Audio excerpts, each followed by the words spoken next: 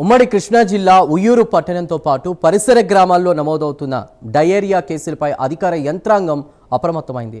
స్థానిక ప్రభుత్వ ఆసుపత్రిని ఎమ్మెల్యే బోడే ప్రసాద్, మాజీ ఎమ్మెల్సీ రాజేంద్ర ప్రసాద్ సందర్శించి చికిత్స పొందుతున్న బాధితులను పరామర్శించారు.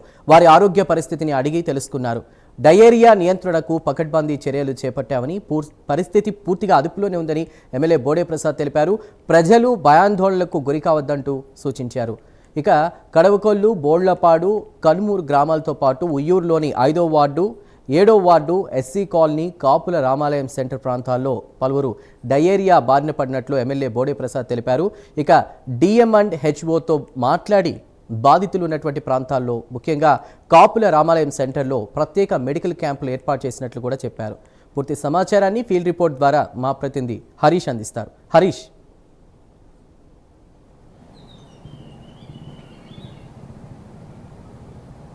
చెప్పండి.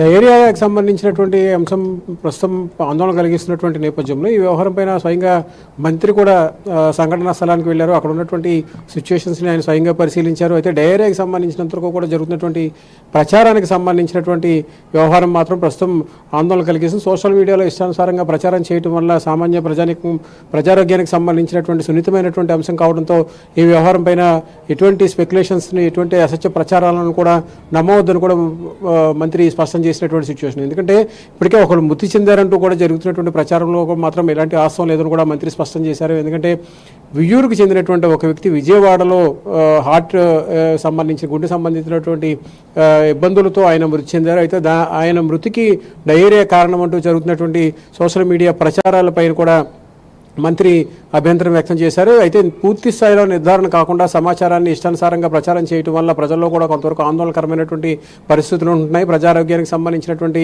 సమస్య కావడంతో సున్నితమైనటువంటి అంశాన్ని పరిగణలో తీసుకుని ఇష్టానుసారంగా ప్రచారాలు చేయొద్దు కూడా మంత్రి స్పష్టం చేశారు. ఇంకోవైపు చూసుకుంటే కనుక డయేరియా వ్యాప్తికి సంబంధించినంత వరకు కూడా ఇప్పటివరకు మున్సిపాలిటీ పరిధిలో పైప్ లైన్ ద్వారా ఏదైతే వాటర్ సరఫరా అవుతుందో, అదేవిధంగా ఆర్ఓ ప్లాంట్ల ద్వారా సరఫరా అయ్యేటువంటి వాటర్, అదేవిధంగా గ్రామీణ ప్రాంతాలకు మున్సిపాలిటీ పరిధిలో ఉయ్యూరు మున్సిపాలిటీ పరిధిలో కాకుండా గ్రామీణ ప్రాంతాల్లో ఉండేటువంటి నీటి పైపులకు కూడా ఎటువంటి సంబంధం లేదు. కేవలం మున్సిపాలిటీకి సంబంధించినటువంటి పైప్ లైన్ వేరేగా ఉంటుంది. అదేవిధంగా ఆర్ఓ ప్లాంట్కి సంబంధించి, అదేవిధంగా గ్రామీణ ప్రాంతాలకు సంబంధించినటువంటి నీటి సరఫరాకు సంబంధించినటువంటి పైప్ లైన్లకు సంబంధించినటువంటి సరఫరా వేరుగా ఉంటుంది. కాబట్టి ఈ విషయంలో మాత్రం పూర్తిగా పరీక్షలు జరగాల్సినటువంటి సిచ్యువేషన్ ఉంటుంది. అయితే ప్రాథమికంగా అయితే నీటి సంబంధితమైనటువంటి ఇబ్బందులు ఏవీ లేవు, నీటి ద్వారా వచ్చినటువంటి ఇబ్బందులు అయితే లేవని కూడా మంత్రి స్పష్టం చేసినటువంటి సిచ్యువేషన్ కనిపిస్తుంది. నిన్నటి నుంచి కూడా ఈ డయేరియా వ్యాప్తికి సంబంధించి జరుగుతున్నటువంటి ప్రచారానికి సంబంధించినటువంటి వ్యవహారం ఉదయం నుంచి కూడా ప్రభుత్వం, అదేవిధంగా అధికార యంత్రాంగం కూడా పెద్ద ఎత్తున అప్రమత్తమైంది. అదేవిధంగా ఉదయం ఎమ్మెల్యే కూడా స్థానికంగా ఉన్నటువంటి పరిస్థితులను పరిశీలించారు. ఆ తర్వాత కొద్దిసేపటి క్రితమే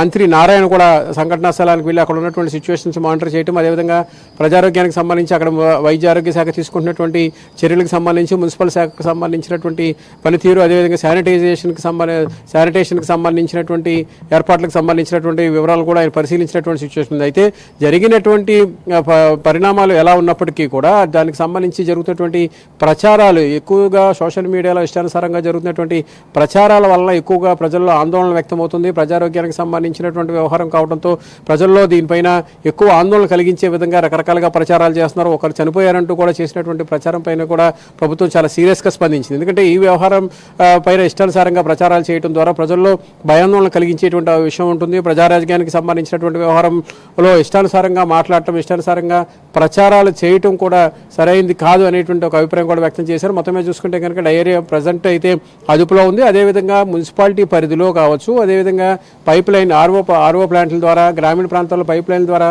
సరఫరా అయ్యేటువంటి నీటికి సంబంధించినంత వరకు కూడా ప్రాథమికంగా అయితే నీటి ద్వారా వచ్చినటువంటి ఇబ్బందులు, ప్రజారోగ్యానికి సంబంధించినటువంటి ఇబ్బందులు ఏవి కూడా లేవని కూడా మంత్రి తేల్చినటువంటి సిచ్యువేషన్. మొత్తం మీద ఈ వ్యవహారం పైన ప్రభుత్వం ఒకవైపు విచారణ చేస్తుంది, ఇంకోవైపు స్థానికంగా ఉన్నటువంటి పరిస్థితులకు సంబంధించి, ప్రజారోగ్యానికి సంబంధించినటువంటి వ్యవహారాలు, ప్రజారోగ్యానికి సంబంధించి తీసుకుంటున్నటువంటి చర్యలపైన కూడా ప్రభుత్వం ఎప్పటికప్పుడు అలర్ట్గా, అప్రమత్తంగా ఉంటున్నటువంటి సిచ్యువేషన్ అయితే మనకు కనిపిస్తుంది. Right Harish, thank you.